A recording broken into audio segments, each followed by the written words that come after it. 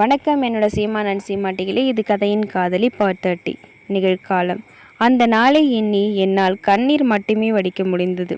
பின் நேரத்தை பார்த்தேன். 9 என காண்பித்து கொண்டிருந்தது. குளித்து முடித்துவிட்டு கடமைக்கு ஏதோ 2 தோசை சாப்பிட்டு விட்டு உறங்கிவிட்டேன். விடியற்காலையில் எழுந்து வழக்கம் போல் ஆஃபீஸ் நோக்கி சென்றேன். அங்கு நான் எதையும் கண்டு கொள்ளவில்லை. ஏனெனில் அங்கு அனைவரின் பார்வையும் என்னையே நோக்கியது. அவர்களின் கேலி பேச்சும் என் காதில் விழாமல் இல்லை. மனதை இரும்பாக்கி கொண்டு வேலையை தொடர்ந்தேன்.